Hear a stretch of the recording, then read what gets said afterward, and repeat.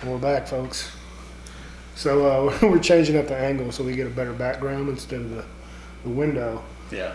But we're gonna just continue on with the stories and about his trip and dive into some new whiskey. So we didn't talk about Maker's Mark at all, man, right? No. All right. So Maker's Mark, my cousin. So this is definitely one you have to plan out. We did the Cellar tour. He calls me and says, "Hey, Cellar tour's open for booking," because they just opened them one day. So, question: did you plan your whole trip around that specific one? No, we didn't. It was just that we had already been planning the trip, and then they released this new tour. It was a brand new tour they had never had before. Oh. And then also it just shows up on their website, and then they start opening slots. Okay. So we got in as quick as we could. He calls me, "You're only allowed," and most of them you can book 4 to 6 people on. This one you're only allowed to book 2 people at a time. So he's like, "Oh, hey, you got to get you and your wife. I'm gonna get me and my wife." I'm on the phone with him trying to book. I'm like, "Dude, there's no slots." He's like, "Well, I've got 2." I was like, "Well, it's not showing any now." And he's like, "Fuck, okay. Well, we're gonna ditch the girls and we're gonna go. That's what we're gonna do." So that's pretty much what happened. We ended up going to Maker's Mark. The girls hung out, checked out the gift shop. My wife dipped some bottles, so did his wife. Then they went and hung out at the restaurant. And so do you know, is it going to be like a weekly thing now, or is it just... I think it is I think they maybe, I don't know if they have it every day, but they do have, it is on the website now, but it is selling out super fast, and it's limited to about 16 people per tour. I think that's what was in our tour, was like 16, which was nice because it's not a huge group. And now, is the only way you're able to buy that bottle is if you go on that tour? Currently now, from what I understand, yes. Yeah, so it was pretty cool. And it was basically just the... Did you get glasses? Yeah, I got some glasses. So it was basically just the Maker's Mark tour. I don't know if they can see that. And then at the very end, you actually go into the cellar, which is also where they age their wood finishing series along with Maker's 46. Okay. Like Maker's 46, they only age it in there like 9 weeks. Oh, really? This was aged in there 4 years. This one? Yeah. The 46? Oh, no. Shit, wrong bottle. Grabbed the wrong bottle. Wrong bottle. Cask drink, sorry. Or Cellar aged. Grab the wrong bottle. So. It's just a classy bottle. Yeah, and this was actually signed by Beth Buckner. She's the head of developing this Cellar age and stuff. She signed the bottle and everything. So. Man, it's a pretty color. But yes, of course, this is the first one. Yeah, and then my cousin and I both had her put my job to say no because there was a guy in there being a jackass, and she just kept telling him no. So what was he doing? The guy, yeah. He's like, "I want to buy this barrel." And she's like, "No, we don't do single barrels." He's like, "Well, I want to buy it." And she goes, "No, we don't do single barrels." She goes, "Obviously, you didn't pay attention on this tour because we want everything to be consistent across the board all the time." Yeah. And so, I will say that Maker's Mark is pretty consistent on their product. and that's apparently, I mean, according to them, according to their story, that's why they never have released anything with an age statement. This is the first one ever with an age statement. Yeah. So this is 12 years. Well, it's 12 and 13 because it is a blend, but of course, 12 is the youngest, so that's the age statement on it. I'm going to look this up real quick because I was talking about this same thing the other day to Logan. Open this. Come on, Google. Otherwise, you're not wanting to work for me. How long has Maker's Mark been distilling? They told me on the tour, I think sometime in the 50s. They started in the 50s? I believe in the 50s. I want to say like 57, but honestly, so much information got thrown at me over a course of a week, I don't really remember it all. And then a lot of it I just didn't pay attention to because I was either too busy admiring the place because it's a gorgeous place. Yeah. So they have been around a lot longer than I thought. So October 1st, 1953. Okay. Well, I was in the 50s at least. Well, it said production began in 1954. The first run was bottled in 1958. So yeah, it's a lot older than I thought. I was thinking it was like 70s or 80s. Yeah, and the husband and wife that started it, his family did distilling prior to that, and he got away from everything his family did. Yeah. I'm not pouring myself there. I poured you way more than I did. Well, I appreciate I that. got this new funky glass I'm trying out here. Well, it's an odd shaped glass. It's probably a lot more than you realize. I don't know. We're gonna find out though. So with this one,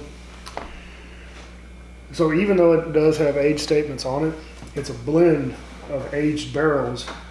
13% of it is whiskey aged 11 years, and 87% is whiskey aged 12 years. Oh, okay. I was wrong. 11 and 12 then.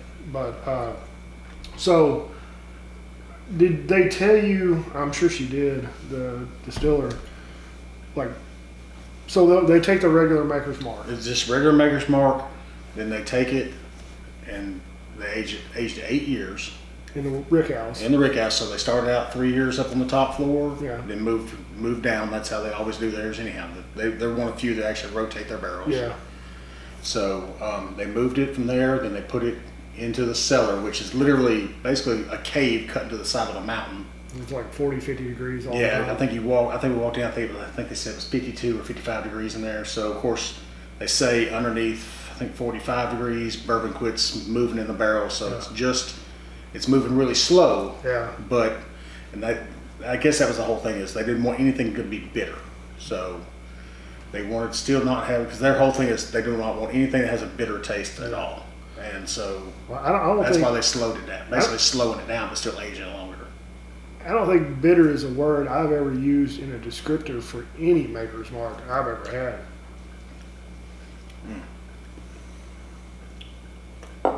Pretty damn solid.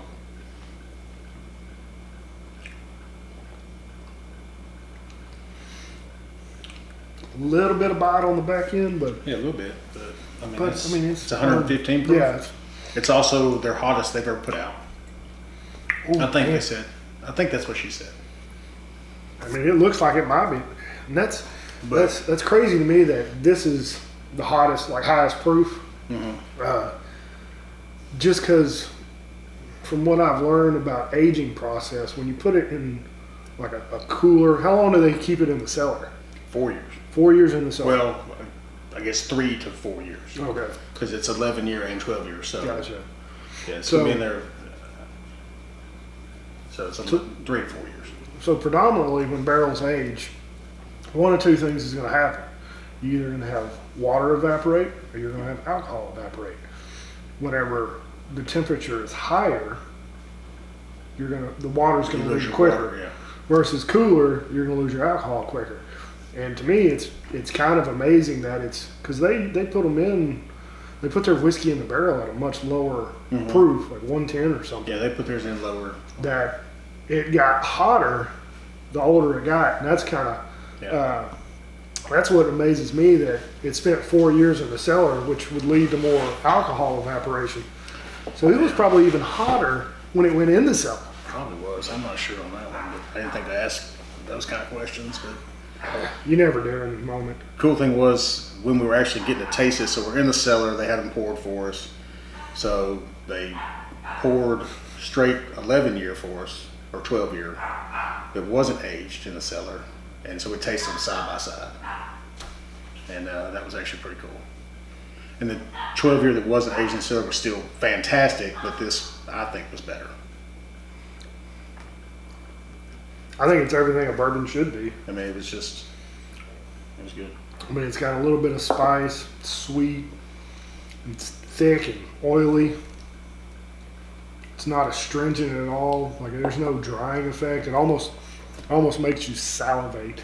Like, it makes your saliva go into overdrive. And it's got just a really long finish on it. Yeah. Just like me. No, that's amazing, really. Yeah, it's good. What was the MSRP on this thing? I think it was like 150.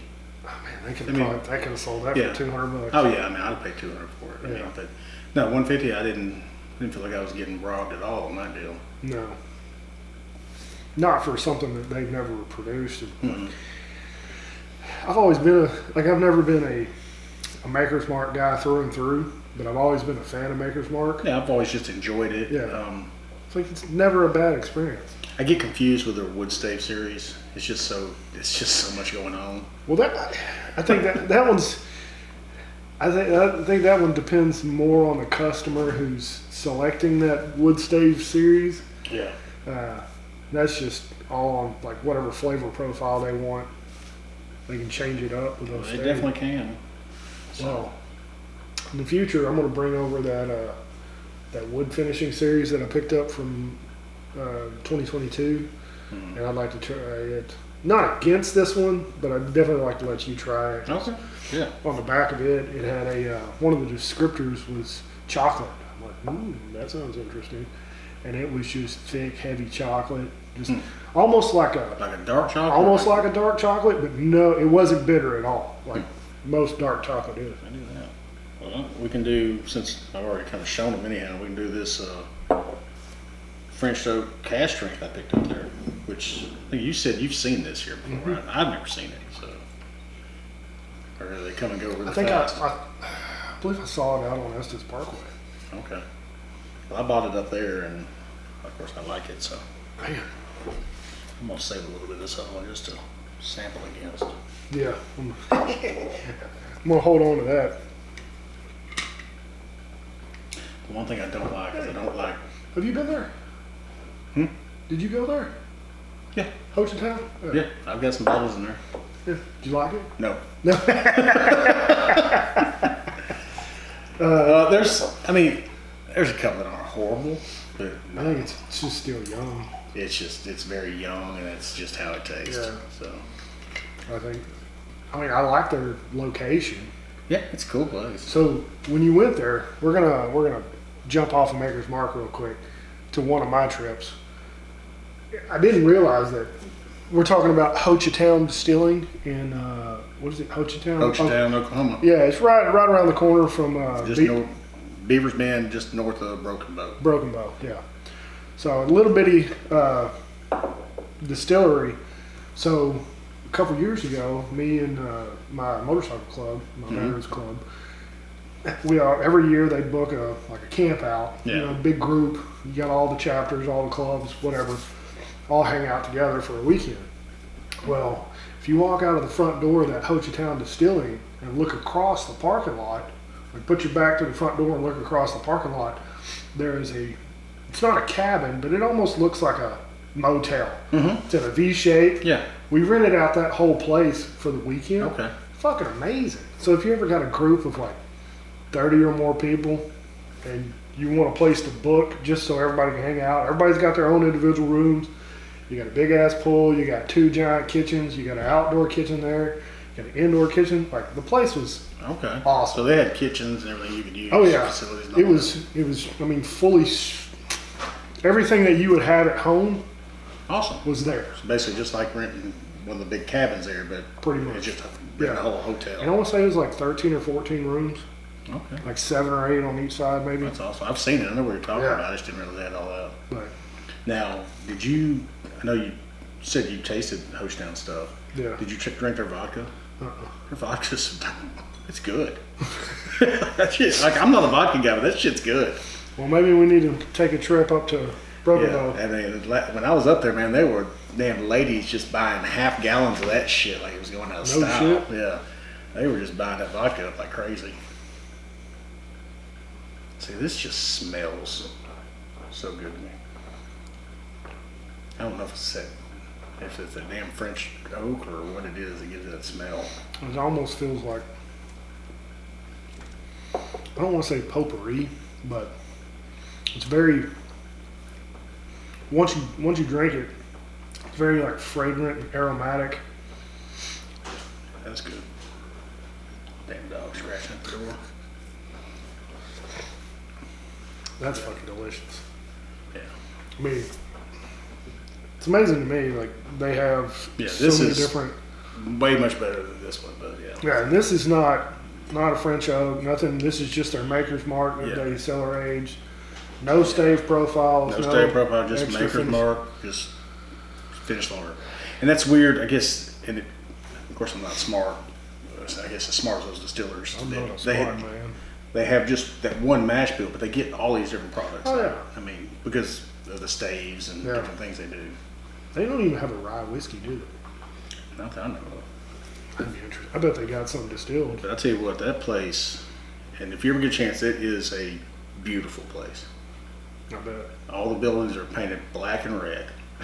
Uh, It's just cool. And a lot of like stained glass everywhere and blown glass and all that. So well, we'll definitely have to go there next year. yeah, it's very cool.